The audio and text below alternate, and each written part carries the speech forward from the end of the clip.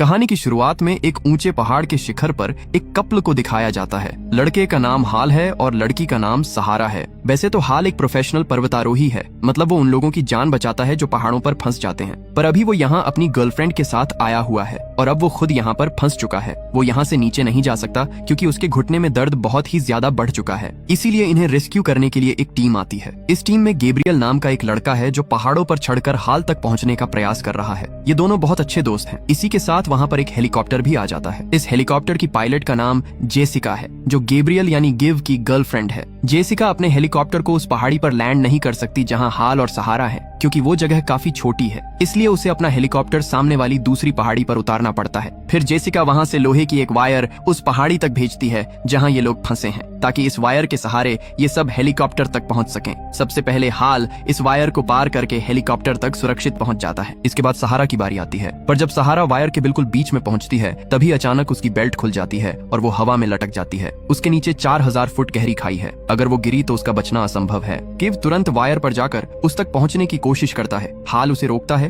और कहता है कि ये रस्सी 2 लोगों का वजन नहीं सह पाएगी, पर गिव किसी तरह सहारा तक पहुंच ही जाता है। जैसे ही सहारा की बेल्ट पूरी तरह खुलती है, गिव उसे ऊपर खींचने की कोशिश करता है, लेकिन सहारा के ग्लव्स धीरे धीरे फिसलने लगते हैं। गिव उसे ऊपर नहीं खींच पाता और सहारा सीधे 4000 फुट नीचे खाई में गिर जाती है। इस हादसे से हाल, जेसिका और गिव तीनों बुरी तरह टूट जाते हैं क्योंकि वो सहारा की जान नहीं बचा सके। गिव के मन में इस बात का बहुत बड़ा गिल्ट आ जाता है। वो रेस्क्यू टीम की अपनी जॉब छोड़ देता है और वहाँ से चला जाता है। करीब 8 महीने बीत जाते हैं। गिव अपना बचा हुआ सामान लेने के लिए वापस इसी हिल स्टेशन पर लौटता है। वो चाहता है कि जेसिका भी उसके साथ हमेशा के लिए यहाँ से चले क्योंकि वो उससे प्यार करता है। अब कहानी में यूएस गवर्नमेंट का एक डिपार्टमेंट दिखाया जाता है। यहाँ पुराने नोटों को खत्म करके नए नोट छापे जाते हैं और फिर उन्हें इंटरनेशनल बैंक्स में भेजा जाता है। आज इन्हें $10 मिलियन से भरे 3 बड़े बैग्स बैंक्स तक पहुँचाने हैं। ये लोग एक प्लेन के जरिए इन डॉलर्स को लेकर जाने वाले हैं। इस टीम का हेड रिचर्ड है और सुरक्षा के लिए इनके साथ FBI का एक एजेंट भी मौजूद है। रास्ते में FBI एजेंट नोटिस करता है कि एक दूसरा प्लेन उनका पीछा कर रहा है। वो तुरंत ये बात रिचर्ड को बताता है, लेकिन रिचर्ड असल में उन पीछा करने वाले लोगों से ही मिला हुआ है। वो तुरंत FBI एजेंट और बाकी 2 एजेंट्स को गोली मार देता है। इसके बाद ये लोग प्लेन का पिछला हिस्सा खोलकर एक मोटी लोहे की तार को दूसरे प्लेन से जोड़ देते हैं। इनका प्लान उन पैसों के बैग्स को दूसरे प्लेन में शिफ्ट करना है। जब ये काम चल रहा होता है तो पता चलता है कि जिस FBI एजेंट को रिचर्ड ने गोली मारी थी वो अब भी जिंदा है। वो हिम्मत करके दूसरे प्लेन वालों पर गोलियां चलाने लगता है। रिचर्ड पहले ही दूसरे प्लेन में जा चुका है और जाने से पहले उसने इस प्लेन में एक टाइम बॉम्ब लगा दिया था। वो चाहता था कि ब्लास्ट के बाद सब इसे एक नॉर्मल प्लेन क्रैश समझें और डकैती का किसी को पता न चले। पर FBI एजेंट की फायरिंग की वजह से बैग्स सही टाइम पर दूसरे प्लेन में नहीं पहुंच पाते और बॉम्ब फट जाता है। ब्लास्ट के कारण हवा में लटक रहे वो तीनों बैग्स सीधे नीचे बर्फीली पहाड़ियों पर जाकर गिर जाते हैं। लेकिन इन क्रिमिनल्स के पास एक ट्रैकर डिवाइस है जिससे वो उन बैग्स को खोज सकते हैं। FBI एजेंट की गोलियों से इनके प्लेन के फ्यूल टैंक में भी छेद हो गया था। फ्यूल खत्म होने के कारण इनका प्लेन भी उन्हीं पहाड़ियों पर क्रैश हो जाता है। किस्मत से इनमें से कोई मरता नहीं है, पर अब ये सब उन बर्फीली वादियों में फंस चुके हैं। उनके पास एक रेडियो है जिससे वो रेस्क्यू टीम से कांटेक्ट करने की कोशिश करते हैं। उनकी बात सीधे हाल से हो जाती है। वो हाल से झूठ बोलते हैं कि हम 5 लोग यहाँ फंस गए हैं और हमें मदद चाहिए। वो हाल को अपने आसपास की जगह का डिस्क्रिप्शन देते हैं। हाल तुरंत जगह पहचान लेता है। मौसम बहुत खराब होने के कारण हेलीकॉप्टर उड़ना मुमकिन नहीं है, इसलिए हाल को पैदल ही ऊपर जाना होगा। हाल उन्हें बचाने के लिए वहाँ से निकल पड़ता है। जेसिका गिव के पास जाती है और बताती है कि हाल अकेले ही कुछ लोगों को बचाने गया है। मौसम खराब है और उन पहाड़ियों को गिव से बेहतर कोई नहीं जानता। वो गिव से हाल की मदद करने को कहती है। गिव ऊपर जाने से मना कर देता है क्योंकि सहारा की मौत के बाद से वो टूटा हुआ है और खुद को उसकी मौत का जिम्मेदार मानता है। जेसिका उसे समझाती है कि तुमने तो बस सहारा को बचाने की कोशिश की थी, अगर तुम कुछ नहीं करते तब भी वो गिर जाती। लेकिन गिव कुछ नहीं सुनता और वहाँ से चला जाता है। पर जब हाल पहाड़ी पर चढ़ रहा होता है तो वो देखता है कि गिव भी वहाँ आ गया है। हाल अब भी गिव से नफरत करता है। गिव कहता है कि मुझे पता है तुम नाराज हो, पर मुझे जेसिका ने तुम्हारी मदद के लिए भेजा है। हाल गुस्से में कहता है कि तुम यहाँ से वापस लौट जाओ, मुझे तुम्हारी जरूरत नहीं है। पर गिव वापस नहीं जाता और दोनों साथ में ऊपर चढ़ने लगते हैं। दूसरी तरफ वो क्रिमिनल्स इनका ही इंतजार कर रहे होते हैं। वो देख लेते हैं कि 2 लोग उनकी तरफ आ रहे हैं। जैसे ही हाल और गिव वहाँ पहुँचते हैं वो लोग इन्हें बंदी बना लेते हैं। यहाँ पर सिर्फ 5 लोग नहीं बल्कि कई सारे हथियारबंद लोग हैं। इस गैंग का लीडर एरिक है, जिसे FBI सालों से खोज रही है। एरिक उनसे पूछता है कि हेलीकॉप्टर कहाँ है। वो बताते हैं कि इस तूफान में हेलीकॉप्टर उड़ना नामुमकिन है। एरिक कहता है कि हमारे 3 बैग्स खो गए हैं और तुम्हें उन्हें ढूंढने में हमारी मदद करनी होगी। हमारे पास एक ट्रैकर है। गिव पूछता है कि बैग्स में ऐसा क्या है। एरिक बताता है कि उसमें $10 मिलियन हैं। वो स्क्रीन पर 3 डॉट्स दिखाता है। ये डॉट्स उन बैग्स की लोकेशन बता रहे हैं जो अलग अलग पहाड़ियों पर गिरे हैं। एरिक धमकी देता है कि अगर तुम इन जगहों को नहीं पहचानते तो मैं तुम्हें यहीं मार दूंगा। गिव तुरंत कहता है कि हम इन पहाड़ियों को बहुत अच्छे से जानते हैं। इसके बाद सब मिलकर पहले बैग की तरफ आगे बढ़ते हैं। वो उस पहाड़ी पर पहुंच जाते हैं। पहला बैग बिल्कुल छोटी पर अटका है और रास्ता बहुत ही संकरा है। हाल और गिव को छोड़कर कोई और वहां नहीं चढ़ सकता। एरिक गिव को ऊपर जाकर बैग लाने का ऑर्डर देता है। वो लोग गिव के पैर में एक मोटी रस्सी बांध देते हैं और उसके गर्म कपड़े भी उतार लेते हैं ताकि वो ठंड के मारे भाग न सके। ऊपर जाते वक्त हाल चुपके से गिव से कहता है कि मौका देखकर भाग जाना। गिव पलटकर पूछता है, क्या तुम मेरी जगह होते तो भाग जाते? इसके बाद गिव ऊपर पहुंच जाता है और उसे पहला बैग मिल जाता है। बैग खोलने पर वो देखता है कि अंदर डॉलर्स भरे हुए हैं और उसमें एक ट्रांसमीटर भी लगा है। नीचे खड़ा एरिक अपने आदमियों से फुसफुसाता है कि जैसे ही वो बैग लेकर आए उसे गोली मार देना। हमें अब 2 लोगों की जरूरत नहीं है। हाल उनकी बात सुन लेता है और जोर से चिल्लाता है कि तुम नीचे मत आना, ये तुम्हें मार डालेंगे। एरिक गुस्से में रस्सी नीचे खींचने का ऑर्डर देता है। सब मिलकर रस्सी खींचने लगते हैं, लेकिन इससे पहले कि गिव नीचे गिरता वो उस रस्सी को काट देता है। एरिक गोलियां चलाने को कहता है। उनकी अंधाधुंध फायरिंग से वहां स्नो स्लाइड होने लगती है और भारी बर्फ नीचे गिरने लगती है। गिव तुरंत उस पैसों वाले बैग को नीचे खाई में फेंक देता है। हवा में उड़ते डॉलर्स को देखकर एरिक हाल पर तंज कसता है कि तुम्हारा दोस्त बहुत महंगी मौत मारा है। उन्हें लगता है गिव मर गया, लेकिन असल में वो अभी जिंदा है। इसी बीच हाल के रेडियो पर जेसिका का कॉल आता है। वो उसकी लोकेशन और कंडीशन जानना चाहती है। एरिक हाल पर गन तान कर कहता है कि इसे बता दो कि वो एक फेक कॉल था और तुम बिल्कुल अकेले हो। हाल मजबूरी में जेसिका को वैसा ही बोल देता है। वो कहता है कि यहाँ कोई नहीं है, बस तूफान बहुत तेज है। मैं आज रात यहीं शेल्टर लूंगा और कल सुबह नीचे आऊंगा। लेकिन जेसिका को हाल की बातों पर शक हो जाता है, क्योंकि हाल ने उसे जिस पहाड़ का नाम बताया था वो वहाँ न होकर किसी दूसरी जगह पर है। वो समझ जाती है कि कुछ तो गड़बड़ है। जेसिका अपने को पायलट से कहती है कि मुझे पश्चिमी पहाड़ियों की तरफ ले चलो। वहाँ हवाएं कम होती हैं और हेलीकॉप्टर आसानी से जा सकता है। वहाँ से थोड़ी दूरी पर एक डगलस पहाड़ है। अगर हाल सच में खतरे में है तो वो उसी पहाड़ पर शेल्टर लेने जाएगा। को पायलट जेसिका को वहाँ छोड़कर वापस चला जाता है। दूसरी तरफ गिव बिना गर्म कपड़ों के बर्फीले तूफान में लगातार आगे बढ़ रहा है। वो किसी तरह उसी डगलस पहाड़ पर बने एक लकड़ी के घर तक पहुँचता है। जैसे ही वो दरवाजा खोलता है, सामने जेसिका खड़ी होती है। वो गिव की हालत देखकर घबरा जाती है।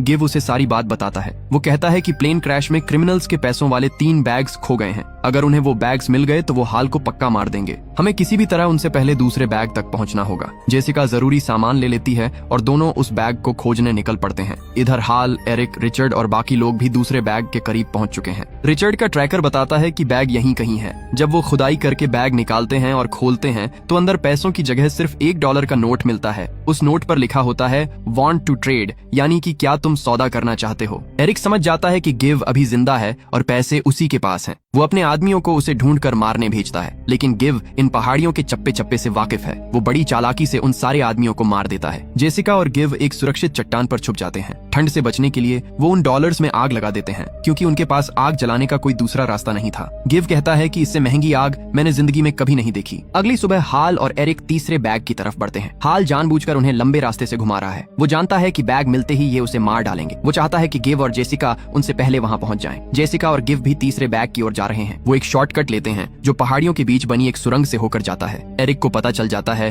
कि वो दोनों इसी रास्ते से आ रहे हैं, इसीलिए एरिक सुरंग के मुहाने पर एक टाइम बॉम्ब फिट करवा देता है। गिव और जेसिका को इस बात की कोई भनक नहीं है और वो चलते चलते ठीक उसी बॉम्ब के नीचे आ जाते हैं। एरिक बॉम्ब फटने का वेट कर रहा है, पर तभी हाल फुर्ती से एरिक का रेडियो छीन लेता है और गिव को बता देता है कि तुम्हारे ऊपर एक बॉम्ब है। दोनों तुरंत उस सुरंग से बाहर निकलने की कोशिश करते हैं। वो एक चट्टान पर रस्सी बांधकर लटक जाते हैं। उन्हें पता है कि ब्लास्ट होने पर बड़े पत्थर गिरेंगे। उन्हें पास ही एक सुरक्षित गुफा दिखती है। वो रस्सी पर झूलकर वहां तक पहुंचने की कोशिश करते हैं, लेकिन रस्सी पत्थर से रगड़ खाकर टूटने लगती है। जैसे ही गिव चट्टान पकड़ता है, रस्सी टूट जाती है। जेसिका नीचे गिरने ही वाली होती है कि गिव तुरंत उसका हाथ पकड़ लेता है। ये बिल्कुल वैसा ही सीन था जब उसने सहारा का हाथ पकड़ा था। जेसिका के ग्लव्स भी फिसल रहे हैं, पर इस बार गिव अपनी पूरी जान लगाकर उसे ऊपर खींच लेता है। तभी ऊपर ब्लास्ट होता है और दोनों गुफा में होने के कारण बच जाते हैं। गिव जेसिका से कहता है कि तुम तुरंत नीचे जाकर मदद लेकर आओ। मैं अकेले तीसरे बैग तक जाऊंगा क्योंकि अगर क्रिमिनल्स को वो मिल गया तो वो हाल को जिंदा नहीं छोड़ेंगे। जेसिका मदद लाने निकल पड़ती है। इधर आसमान में जेसिका का को पायलट फ्रैंक हेलीकॉप्टर लेकर वापस आ जाता है।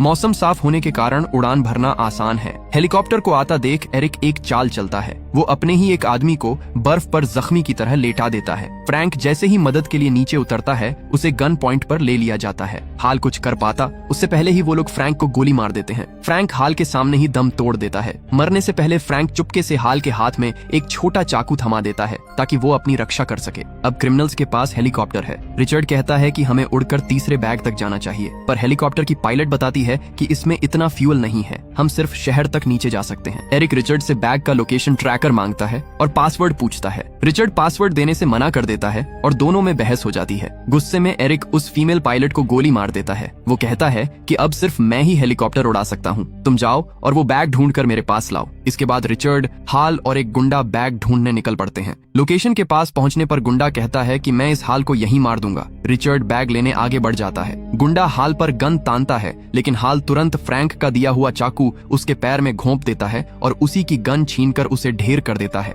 दूसरी तरफ रिचर्ड एग्जैक्ट लोकेशन पर पहुंच जाता है, पर ट्रैकर में बैग की लोकेशन लगातार राइट लेफ्ट हिल रही है। रिचर्ड देखता है कि वहां सिर्फ एक खरगोश घूम रहा है। असल में गिव सारे पैसे निकाल चुका है और उसने ट्रैकिंग डिवाइस उस जंगली खरगोश के ऊपर बांध दिया है। ये देखकर रिचर्ड गुस्से से पागल हो जाता है। वो रेडियो पर एरिक को कॉल करता है और चिल्लाता है कि मैं बेवकूफ था जो तुम्हारे साथ काम किया। इन मामूली पहाड़ चढ़ने वालों ने हमें हरा दिया और सारा पैसा लेकर भाग गए। इसी बीच FBI टीम भी रेडियो पर इनकी बातें सुन लेती है। उन्हें एग्जैक्ट लोकेशन मिल जाती है और वो इन्हें पकड़ने के लिए निकल पड़ते हैं। उधर रिचर्ड पैसों के लिए गिव का पीछा कर रहा है। उसकी गोलियों से बचते हुए गिव एक बर्फीले पानी के तालाब में गिर जाता है। रिचर्ड हंसते हुए कहता है कि मेरी जीत हुई, लेकिन पानी के अंदर से ही गिव उस पर गोली चला देता है और रिचर्ड मारा जाता है। पानी से बाहर आने पर गिव की मुलाकात हाल से होती है और दोनों दोस्त वापस मिल जाते हैं। एरिक को जब पता चलता है कि गिव पैसे ले गया तो वो हेलीकॉप्टर से उन्हें ढूंढने लगता है। तभी उसे जेसिका हाथ हिलाते हुए दिखती है। जेसिका को लगता है कि ये फ्रैंक का हेलीकॉप्टर है, पर अंदर तो एरिक बैठा है। एरिक हेलीकॉप्टर नीचे लाकर उस पर गन तान देता है। जेसिका पकड़ी जाती है।